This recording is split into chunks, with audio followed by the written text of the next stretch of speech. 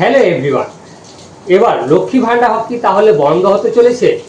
যদি লক্ষ্মী ভান্ডার বন্ধ হয় তাহলে কি লক্ষ্মী ভান্ডার পরে পরে তাহলে কি অন্নপূর্ণা ভান্ডার তাহলে কি শুরু হতে চলেছে? তাহলে মহিলারা কি তাহলে জুন মাস থেকে ৩,০০০ টাকা করে প্রতি মাসে মাসে পেতে চলেছেন? এই অন্নপূর্ণা ভান্ডারের টাকা মুসলিম মহিলারা কি আবেদন করতে পারবে? এই অন্নপূর্ণা ভান্ডার কিভাবে ফর্ম ফিল আপ করবেন, কি কি ডকুমেন্টস লাগবে, কবে থেকে চালু হতে চলেছে, কবে থেকে টাকা পাবেন, সম্পূর্ণ খুঁটিনাটি তথ্য জানতে গেলে আপনারা এই ভিডিওটি প্রথম থেকে শেষ পর্যন্ত দেখুন, দেখলেই বুঝতে পারবেন। আর প্রতিনিয়ত এই ধরনের ভিডিও পাওয়ার জন্য অবশ্যই চ্যানেলটিকে সাবস্ক্রাইব করে দিন এবং পাশে থাকা বেল আইকনে ক্লিক করে দিন, যাতে করে এই ধরনের ভিডিও সবার প্রথম দেখতে। তো চলুন মেন ভিডিওতে যাওয়া যাক। অন্নপূর্ণা ভান্ডার নিয়ে বড় ঘোষণা, জুন মাস থেকেই ৩,০০০ টাকা। এখানে অনেকের মনে কিন্তু প্রশ্ন রয়েছে। সবচেয়ে বেশি প্রশ্ন যেটি উঠে আসছে তা হলো ১ নম্বর প্রশ্ন অনুযায়ী মুসলিম মহিলারা কি এই অন্নপূর্ণা ভান্ডারের সুবিধা পাবেন? এইটাই কিন্তু অনেকে কিন্তু আমাদের ভিডিওতে কমেন্ট করছে এবং অনেকেই জানতে চাইছে। দেখুন বন্ধুরা, সরকারি যে কোনো জলকল্যাণমূলক প্রকল্প সাধারণত জাতি ধর্ম নির্বিশেষে সকল যোগ্য নাগরিকদের জন্যই হয়। যদি এই প্রকল্প আনুষ্ঠানিকভাবে চালু হয় তবে রাজ্য সাধারণ ও সংখ্যালঘু উভয় সম্প্রদায়ের মহিলারা এই প্রকল্পের বা এই আওতায় আসার কথা।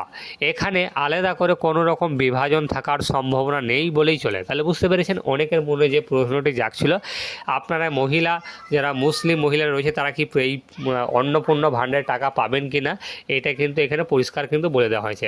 এইটা সাধারণ নাগরিকদের জন্যই জনকল্যাণমূলক প্রকল্প, এটা সবার জন্যই। তারপরে আবার একটি পয়েন্ট রয়েছে, এইখানে কবে থেকে টাকা ঢুকবে। এই ২ নম্বর প্রশ্ন হলো কবে থেকে টাকা আপনাদের অ্যাকাউন্টে আসবে। সোশ্যাল মিডিয়ায় ভাইরাল হওয়ার খবর অনুযায়ী জুন মাস থেকেই এই প্রকল্পের টাকা চালু হওয়ার কথা শোনা যাচ্ছে। তবে মনে রাখবেন এটি একটি বড় ঘোষণা। সরকারের পক্ষ থেকে নির্দিষ্ট তারিখ ঘোষণা হলেই আপনাদের ব্যাংক অ্যাকাউন্টের টাকা ঢোকা শুরু হবে।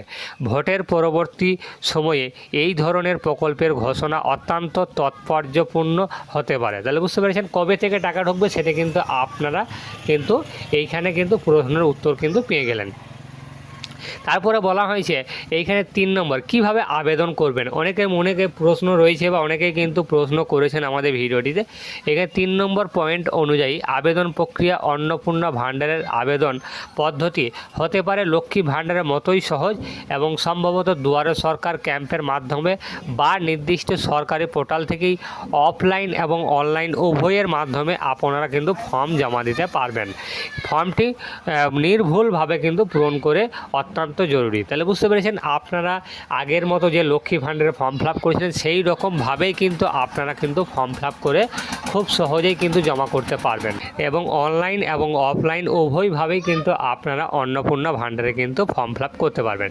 তা অনেকের মনে আবার প্রশ্নও জাগতে পারে অনলাইনে আবেদন করা যায় বা অফলাইনে আবেদন করা যায়, তার জন্য কি কি ডকুমেন্টস লাগবে। এখানে বলা হয়েছে দেখুন, এখন প্রশ্ন হলো আবেদনের জন্য কি কি তৈরি রাখবেন।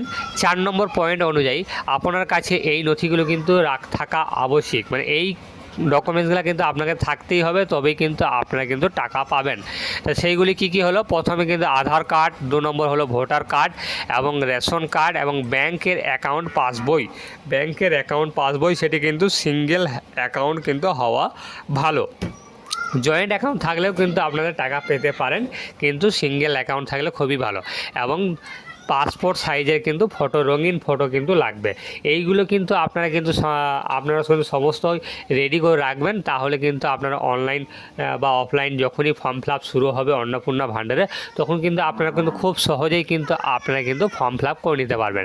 বন্ধুরা, মাসে ৩,০০০ টাকা মানে বছরে ৩৬,০০০ টাকা, যা সাধারণ পরিবারগুলির জন্য অনেক বড় একটি সাহায্য। এই প্রকল্প নিয়ে কোনো নতুন আপডেট বা ফর্ম ফিল আপের তারিখ ঘোষণা হলেই আমি সবার আগে আপনাদের জানিয়ে দেবো।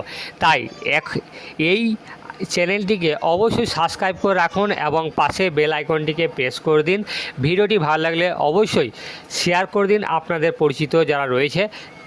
তাই ভিডিওটি এই পর্যন্তই, ধন্যবাদ।